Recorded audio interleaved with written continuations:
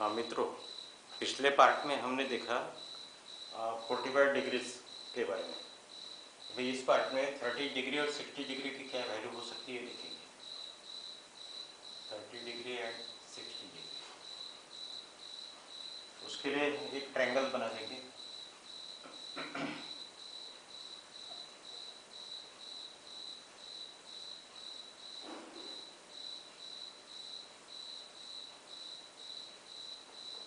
ए, B और सी और ये डी। अब इसकी सभी साइड इक्वल है। ये तो ये यहाँ से डी रहेगा a/2, ये रहेगा a/2। सभी साइड इक्वल है तो ये रहेगा 60 डिग्री, ये 90 और ये 30। अभी पहले तो हमें एक राइट एंगल ट्रायंगल चुनना है, तो राइट एंगल ट्रायंगल के लिए तीनों साइड की वैल्यू मालूम होना जरूरी है। अगर ये ए है, ये a/2 है, तो ये कितना रहेगा। फिर से हम पाइथागोरस थ्योरम पे जाते हैं।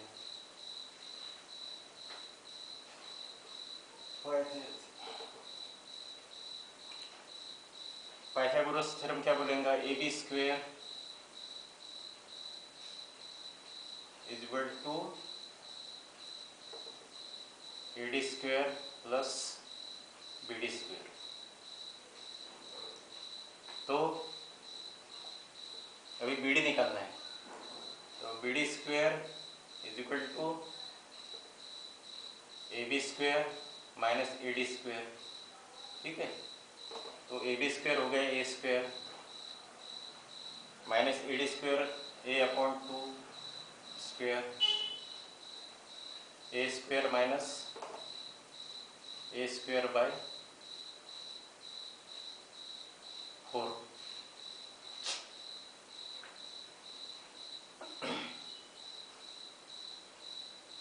तो ये हो गया 1, ये हो गया 1/4, ये हो गया 3/4 A²।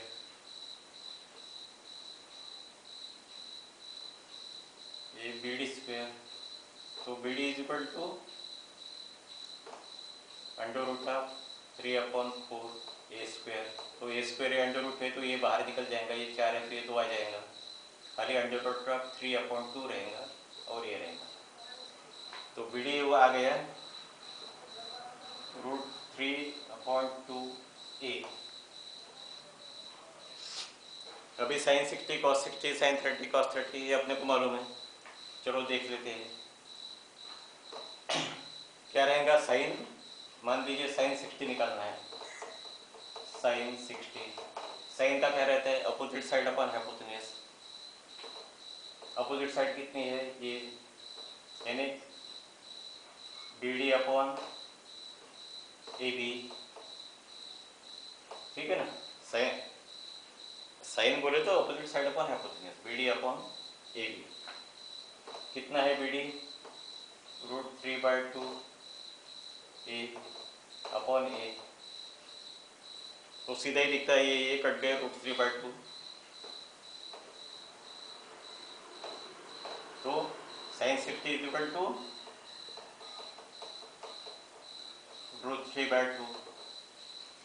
कैसा निकलते हैं ये, अगर हमने ध्यान में रखा तो फिर ये ध्यान रखने की जरूरत नहीं कि sin 60 कितना आएगा, sin 30 कितना आएगा। ये नहीं भी याद रहा तो भी ये डायरेक्टली ऐसे निकल सकते हैं। sin 30 देख लेते हैं, sin 60 हो गया, cos 60 देख लेते हैं। cos 60 बोले तो एडिशन साइड अपन हाइपोटेन्यूज यानी AD/AB। AD/AB, AD क्या है, A/2 है, AB क्या है, A है।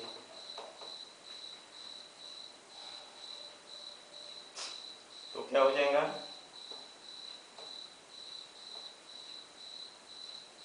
A/2 डिवाइड बाय A बोले तो अब ये हो गया 1/A। ठीक है, तो ये A कट जाएगा, ये आ जाएगा 1/2। तो cos 60 हाफ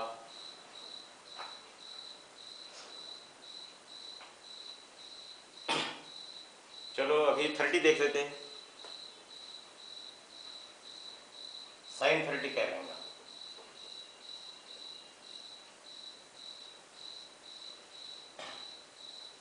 साइन 30 ये फिर से साइन बोले तो अपोजिट साइड अपॉन हाइपोटेनियस। अब इसका अपोजिट साइड क्या हो गया? AD upon AB। Opposite side AD upon AB कितना हो गया? AD क्या है? A/2 और AB क्या है? A। फिर से A/2 1 अपॉन A फिर इज इक्वल टू ये क्या हो गया? हाफ। तो sine 30 is equal to half. Sine 30 cos 60 ये एक रहता है, ये बाद में आपको ऑटोमेटिकली पता चल जाएगा। ये हो गया साइन 30। चलो साइन 60 देख लेते हैं। Sign cos 30। cos 30 के लिए क्या है formula? cos 30 adjacent side upon hypotenuse यानी BD upon AB। BD upon AB AB। BD कितना है? √3/2 A √3/2 A अपॉन A।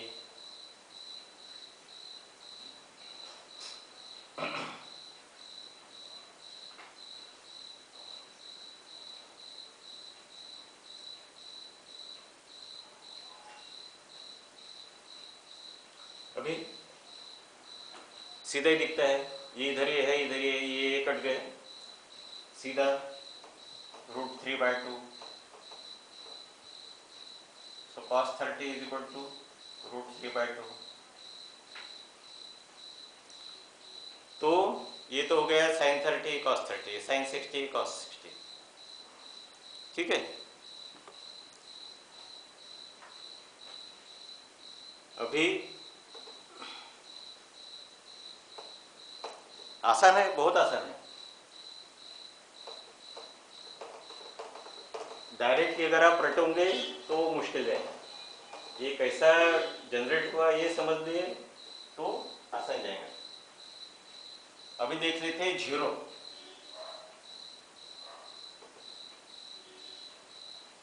क्या होता है 0 डिग्री को देखिए तो एक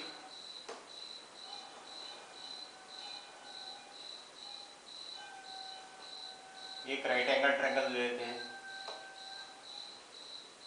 A B और C।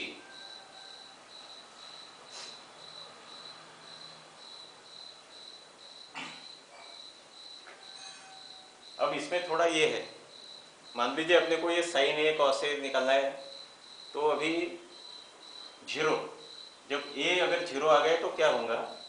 ये जो लाइन है ये ऐसी नीचे नीचे जाते हुए यहाँ तक आ जाएंगे, यानी ये ऐसा होगा। ये यहाँ समझना जरूरी है।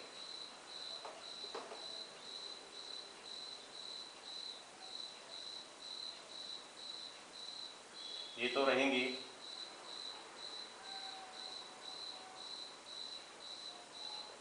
मान लीजिए ये लाइन ऐसी नीचे नीचे जाते जाते यहाँ तक आ गई, तभी ये 0 होगा ना। तो ये जब 0 होगा तो C कहाँ आएगा? B के पास आएगा। ये C, ये B और ये A। अब देखते हैं साइन 0 क्या होगा। What is sine 0? साइन का क्या रहता है? Opposite side upon hypotenuse. अब हाइपोटेनियस तो ये AC है, अपोजिट साइड कितनी है? ये तो ये आ गई ना, ये यहाँ तक आ गई, वो तो बिल्कुल 0 हो गई। तो इस अपोजिट साइड क्या हो गई? 0 हो गई। CB इज इक्वल टू क्या हो गया? CB upon hypotenuse AC। अब CB अगर 0 आ गया, AC कुछ भी रहे तो 0 अपॉन कोई भी संख्या क्या होता है? 0। इसलिए साइन 0 इज इक्वल टू 0। अभी cos 0 देख लेते हैं। cos 0, cos का क्या रहेंगे? Adjacent side AB upon hypotenuse. AB upon A सी।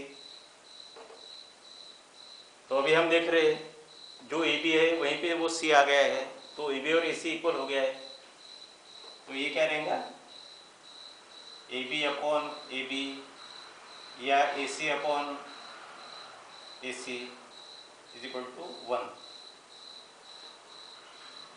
क्योंकि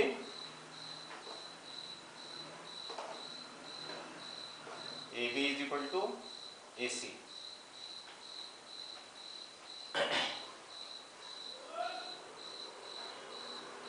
तो ये हो गया साइन 0 का 0। फिर इसी तरह से tan 0 cot 0 sec 0 cosec 0 वो सब इसके आगे सब चलते रहता है। ठीक है, तो ये कैसी वैल्यू तैयार होती है ये समझना जरूरी है। तो आज के इस पार्ट में सिर्फ इतना है, बाकी आगे और sin 90 cos 90 वो और आगे के इसमें देखेंगे। Thank you.